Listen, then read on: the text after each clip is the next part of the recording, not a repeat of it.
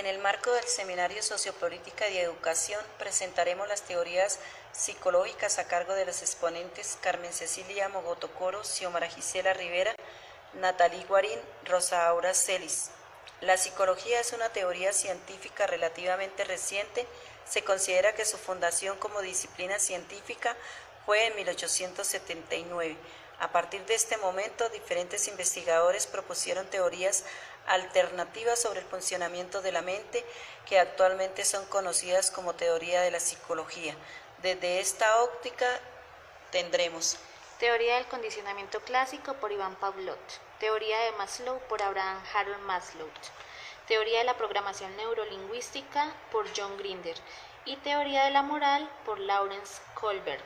A continuación, contextualizaremos aspectos relevantes de cada una de las teorías mencionadas, las cuales serán de gran aporte para la gestión del conocimiento. Teoría del conductivismo. Esta teoría es de gran relevancia y fue planteada por Iván Petrovich Pavlov, teórico de origen ruso, que nació en 1849 y murió en Leningrado en 1936. Obtuvo el Premio Nobel en Medicina y Fisiología gracias a que sus investigaciones se centraron en el estudio de los animales. Y fue investigando el sistema digestivo de los perros que descubre su contribución a las teorías del aprendizaje. Pavlov fue quien propuso el condicionamiento clásico, también llamado condicionamiento pavloviano, el cual descubre que muchas de las conductas son manifestaciones reflejas. ¿Y cómo se define el reflejo? Es una respuesta automática neuromotriz que se manifiesta por la influencia de un estímulo. A este fenómeno Pavlov lo denominó reflejo incondicionado. ¿Y cuando un estímulo es incondicionado? Se define estímulo incondicionado cuando una respuesta emocional o psicomotora se da de manera automática. También Pavlov destacó dos elementos importantes e inseparables: el estímulo y la respuesta. El estímulo es el evento que activa una conducta y la respuesta es la reacción observable a un estímulo dado. Pavlov descubrió que asociando un estímulo neutro con un estímulo incondicionado, el estímulo neutro provocará eventualmente una respuesta. A este fenómeno se le denominó condicionamiento clásico o respondiente. ¿Y qué es el condicionamiento clásico? El condicionamiento clásico concentra el aprendizaje de respuestas fisiológicas o emocionales involuntarias, como el temor, el incremento en el ritmo cardíaco, la salivación o la sudoración. Provoca respuestas de manera automática, tanto en los niños como en los animales. No obstante, en el condicionamiento clásico se identifican otros tres procesos, como lo son generalización, que es responder de la misma manera a estímulos similares. La discriminación es responder en forma diferente a estímulos similares pero no idénticos. Y la extinción es la desaparición gradual de una respuesta condicionada. La respuesta evocada por esta asociación se denomina respuesta condicionada y al estímulo neutro se le denomina estímulo condicionado. Fue Iván Pavlov quien descubrió que asociando un estímulo neutro, estímulo que no provoca respuestas, con un estímulo incondicionado, el estímulo neutro provocará eventualmente una respuesta. A este fenómeno se le denomina condicionamiento clásico. ¿Por qué es importante la motivación en cualquiera de los escenarios educativos? La importancia de la motivación en el estímulo en el aula es la inversión de estas dos palabras en la educación y en la formación del estudiante, que permite desarrollar las capacidades de las personas y fomentar su talento. Este proceso es fundamental para impulsar su crecimiento de la sociedad. Ahora, bien, preguntémonos, ¿por qué es importante el estímulo en el aula de clase?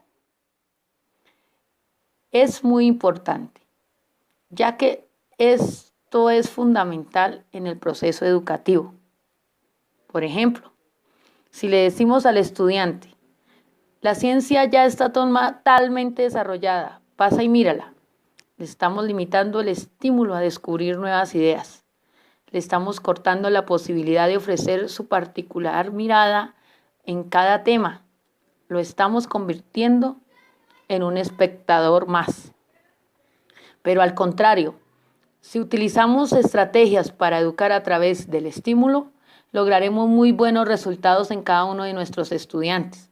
Hasta ahora la educación y la formación en general ha ido de profesor a estudiante, pero se necesita un diálogo entre el profesor y el estudiante, que se requiere añadir y potenciar dos habilidades claves: preguntar, escuchar, estimular, motivar. Para terminar, podemos decir que estimular en el proceso del aprendizaje es necesario, y lo han demostrado estudios que se han realizado, que han considerado necesario el estímulo, no solo en el ámbito educativo formal, sino también en lo no formal, a través del entorno familiar y del entorno social. Una persona estimulada siempre va más allá de sus estudios, trabajo, siempre irá más allá en su vida.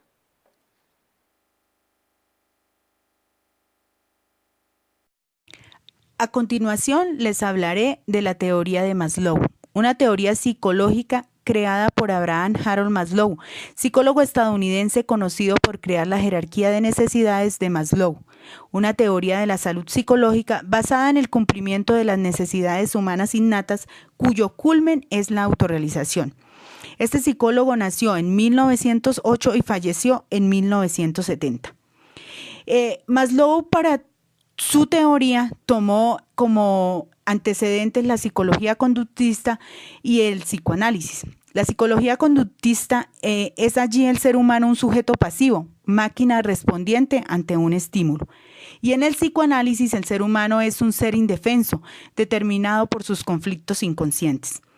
De estas dos corrientes se creó o nació la psicología humanística, que pretende integrar los paradigmas conductistas y el psicoanálisis.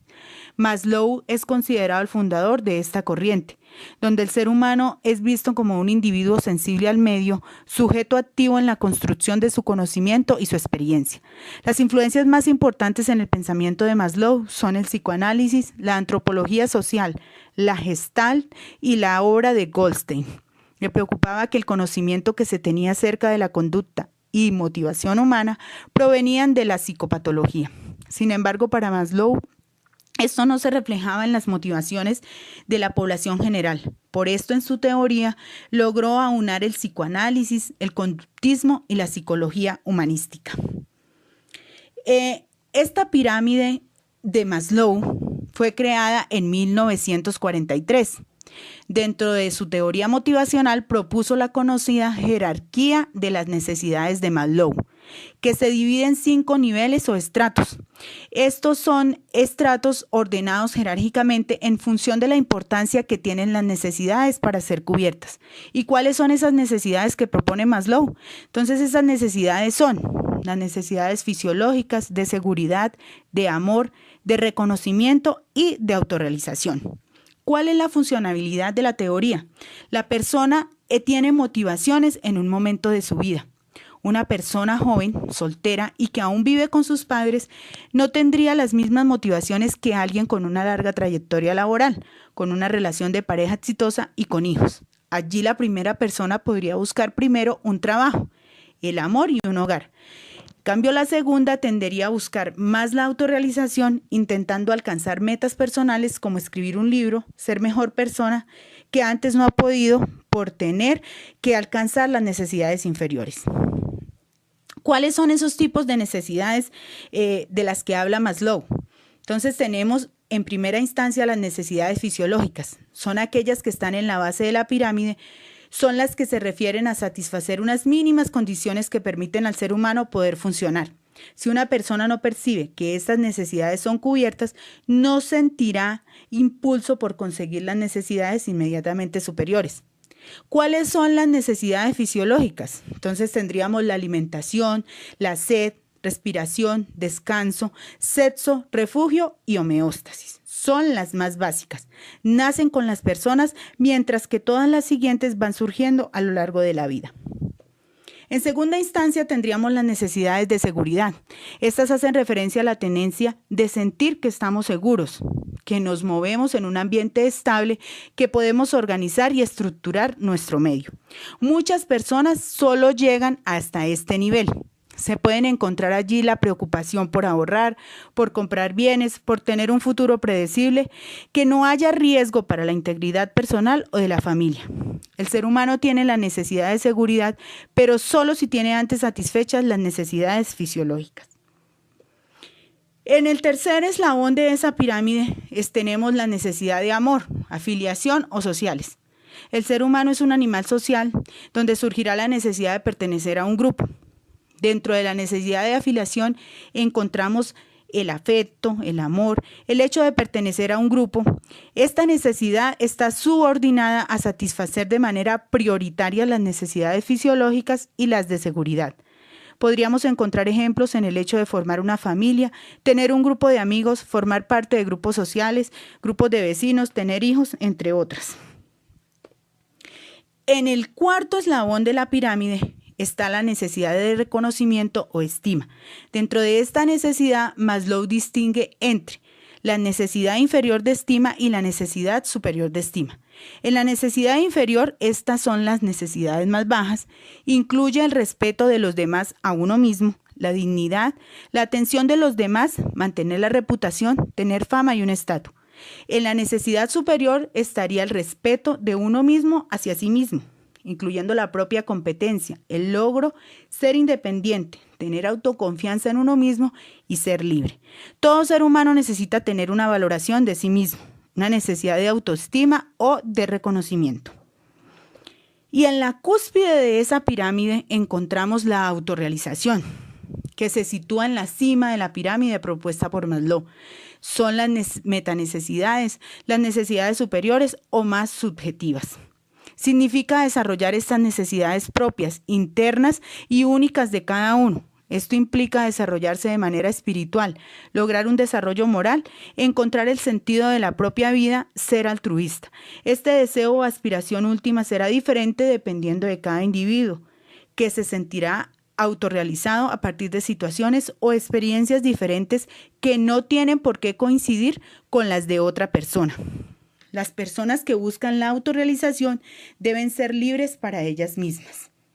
Esta incluye la necesidad de satisfacer nuestras capacidades personales, desarrollar nuestro potencial y hacer aquello para lo que mostramos mayores aptitudes, ampliar esos metamotivos. Críticas que ha tenido la pirámide, entonces algunas de ellas son: autores como Wadhwa y Bridwell criticaron el orden de la jerarquía, dado que es un aspecto central en la teoría el hecho de que se precisa cubrir unas necesidades para poder desarrollar las siguientes. Otros autores consideran que la pirámide no es invariable y que depende de la cultura el hecho de posicionar unas necesidades u otras en el orden de la jerarquía.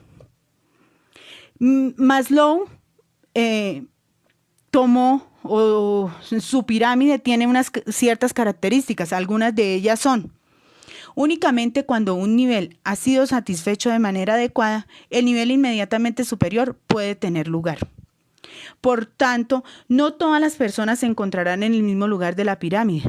Dependiendo de las circunstancias personales, cada persona se situará en un momento de la pirámide. No todas las personas llegarán a la cúspide de la pirámide, a la autorrealización. Algunos podrán preocuparse por lograr satisfacerla, mientras que otros encontrarán toda su vida en niveles inferiores. Si en un determinado momento y estando en un eslabón superior, una de las inferiores deja de estar satisfecha, se origina una tensión en el organismo.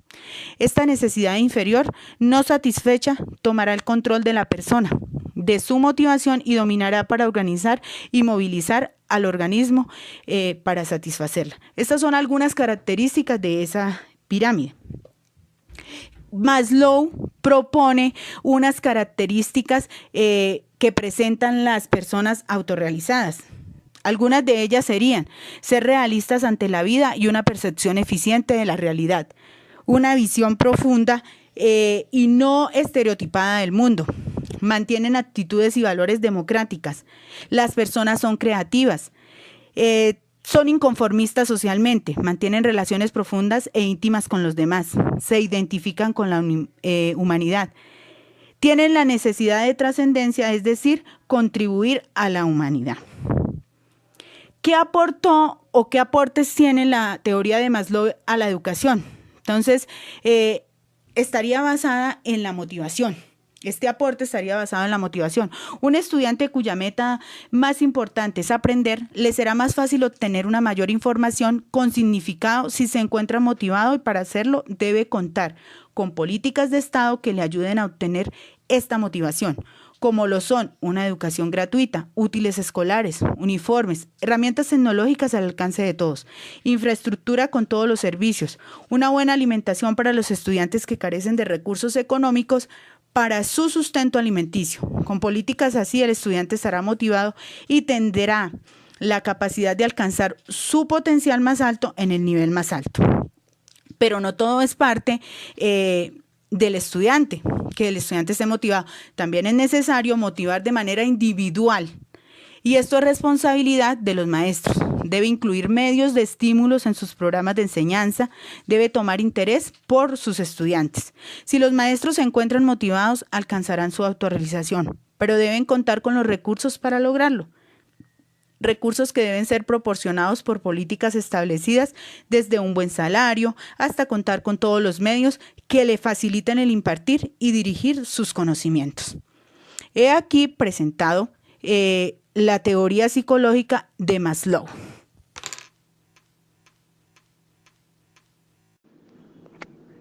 Programación neurolingüística.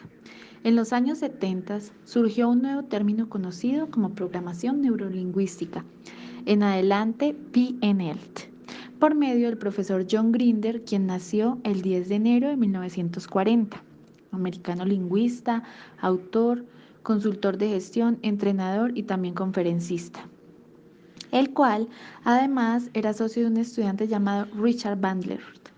Estos dos personajes estaban bastante obsesionados con la excelencia humana y con frecuencia se hacían la pregunta de qué era lo que ocasionaba que una persona sobresaliera en determinadas actividades cuando otras no lo hacían. Todo esto se dio para conocer y estudiar los procesos y patrones mentales de las personas. Utilizaba además la programación neurolingüística para codificar información y por consiguiente la forma de pensar y actuar, generando una gran contribución a la psicología. Vemos cómo el ser humano es una especie que tiene la capacidad de pensar, razonar y comprender los diferentes acontecimientos que se le presentan durante el tiempo que éste vive. La mente humana necesita instrucciones directas y claras. Si no se desea nada, no ocurre nada. Los objetivos que las personas se proponen a lo largo de sus vidas representan en muchas de las ocasiones algo difícil de conseguir, debido a que en ocasiones se necesita de un gran esfuerzo de parte de cada una de ellas para conseguirlos. Hay personas que logran alcanzar sus objetivos sin esfuerzo alguno. Esto hace pensar que están dotadas de una habilidad que los motiva y los lleva a obtener lo que desean. Ahora, para un mejor entendimiento de lo que es la programación neurolingüística, se definirá lo siguiente. Neuro, que es el sistema nervioso. Filtración mental con la finalidad de procesar datos recogidos a través de los sentidos. De esto se forma la percepción del mundo. Lingüística, el lenguaje, es decir, la forma de expresión que cada persona posee. Programación es la conducta y comportamiento. Patrones de conducta, resultado de los filtros neurológicos y lingüísticos. Forma de cómo se organizan las ideas y las acciones con la finalidad de obtener algún resultado. De otro lado, tenemos que la programación neurolingüística nos trae algunos beneficios. Veamos cuáles son algunos de ellos. La PNL nos ayuda a cambiar comportamientos, ayuda a las personas a tener una percepción positiva y clara de sí mismo y de los demás. Estudia cómo es la comunicación verbal y no verbal. Proporciona opciones sobre cómo mejorar la calidad de vida del ser humano en el aspecto emocional, familiar y de salud. Enseña cómo sacar provecho del inconsciente. Este proceso de aprendizaje se da en 4 etapas que debe pasar el individuo. La primera, inexperiencia inconsciente. No se sabe qué es una bicicleta y mucho menos conducirla. La segunda, inexperiencia consciente. Momento en el que más se aprende. Tercera, la capacidad consciente. Presta demasiada atención al proceso. Cuarta, capacidad inconsciente. El individuo realiza la acción sin ser consciente. También vemos cómo la programación neurolingüística presenta de otro lado una serie de técnicas que pueden ser utilizadas en lo organizacional o de forma personal. A nivel organizacional, permiten tomar decisiones más rápido. En cuanto a lo personal, mejora la forma de pensamiento y comunicación que tiene una persona o un grupo de personas. La programación neurolingüística, según otros dos autores, Bavister y Vickers, 2005, la presenta en 4 aspectos, también conocidos como 4 pilares. El primero de ellos es resultados, lo que se quiere conseguir. El segundo es la agudeza sensorial, capacidad de observar los pequeños detalles. Como tercero tenemos la flexibilidad del comportamiento que permite realizar adecuaciones en la conducta. Y como último, la comprensión, parte que une a las personas. De aquí podemos ver cómo la programación neurolingüística es una estrategia muy importante para cambiar la perspectiva que tienen las personas de sí mismas. Conlleva a que las personas cambien sus objetivos, los impulsa a mejorar, incrementando la eficiencia de sus procesos. Para concluir, vamos a ver cómo la programación neurolingüística y la educación se interrelacionan. La programación neurolingüística nos propone herramientas valiosísimas para dar a los estudiantes una educación personalizada, eficiente, viéndolos como individuos para poder hacerles llegar la información que se requiere de una manera efectiva. Una de las herramientas principales que nos presenta la programación neurolingüística para mejorar en la educación escolar es el conocimiento de los sistemas representacionales, básicamente para saber por dónde le llega la información al alumno. El maestro cercano, eficiente, el mejor de los maestros, es el maestro que logra estar con sus estudiantes, que aprende a hacer con ellos y a través de ellos. Y es la programación neurolingüística quien nos presenta y nos proporciona todas las herramientas para elaborar una educación donde cualquier tipo de estudiante pueda aprender rápida y fácilmente y donde el maestro pueda fluir. Entre ellas, trataremos la teoría del desarrollo de la moral. A partir de los teóricos Jean Piaget, Lawrence Kohlberg, Carol Gilligan y Rees Knowles. En la teoría del desarrollo de la moral planteada por Jean Piaget, psicólogo experimental, filósofo, biólogo suizo, nacido en 1896 y 1980, quien fue el creador de la epistemología genética y sus aportes los dio a la psicología evolutiva. Sus estudios se centraron en la infancia y la teoría del desarrollo cognitivo.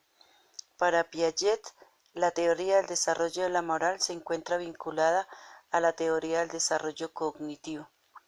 Para este teórico, la moral es valorada como un conjunto de reglas que el menor es capaz de obedecer y comprender en mayor o menor medida, generalmente vinculadas a la idea de justicia. En cuanto al desarrollo de la moral, se presenta en el niño a la edad de los 2 años, que equivale a la etapa preoperacional. Anterior a esta etapa no se podría hablar de moral. El ser humano va desarrollando una moral cada vez más compleja según su capacidad cognitiva. Se va haciendo mayor con capacidad para el pensamiento abstracto e hipotético y deductivo. Como resultante, la moral depende de las habilidades cognitivas.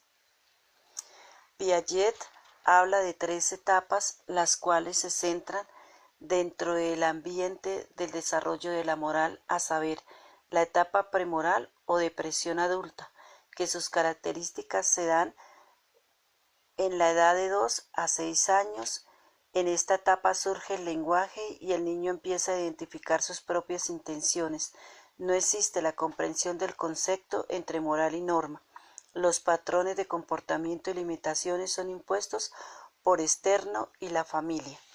En la etapa segunda, que es la solidaridad entre iguales y realismo moral, sus características se dan en que esta etapa está de los 5 a los 10 años, y en ello aparecen las reglas como algo procedente de lo exterior, se consideran relevantes y de obligado cumplimiento.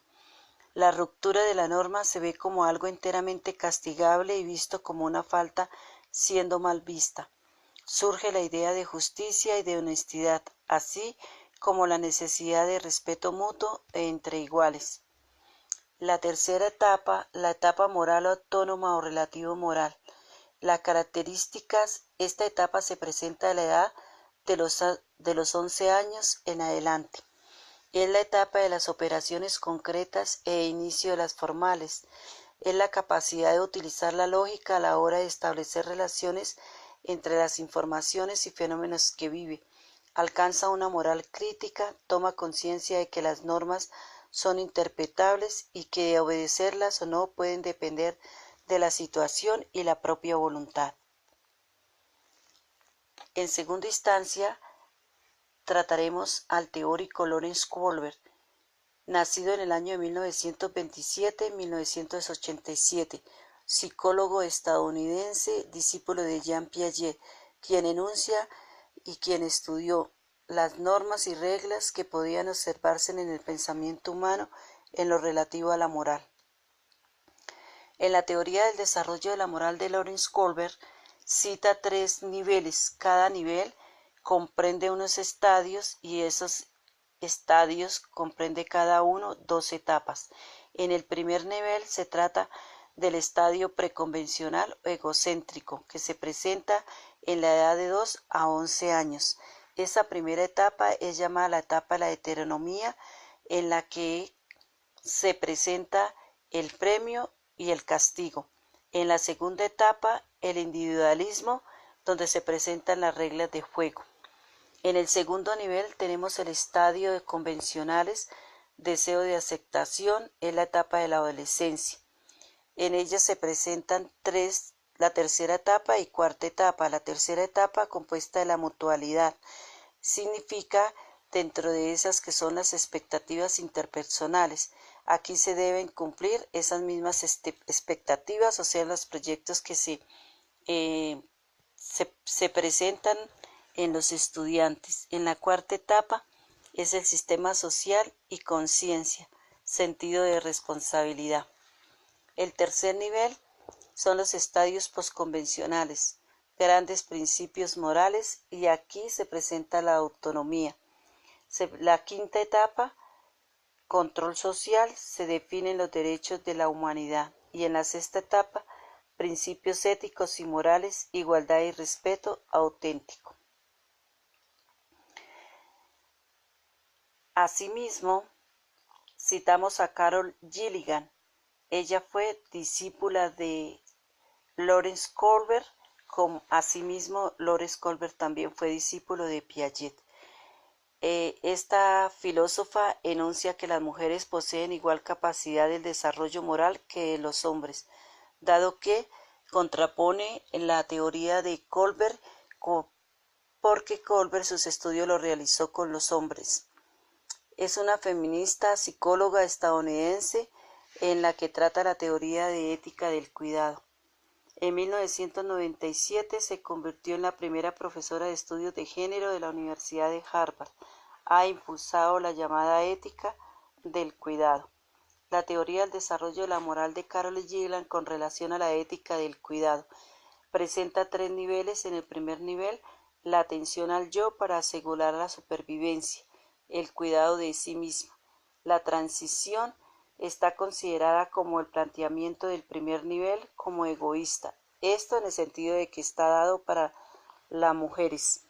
En el segundo nivel, la conexión entre el yo y los otros por medio de la responsabilidad, la atención a los demás y la relegación de sí misma a un segundo plano. La transición es el análisis del desequilibrio entre autosacrificio y cuidado, reconsideraciones de la relación entre el yo y los otros, planteado desde el sentido de que la mujer siempre Se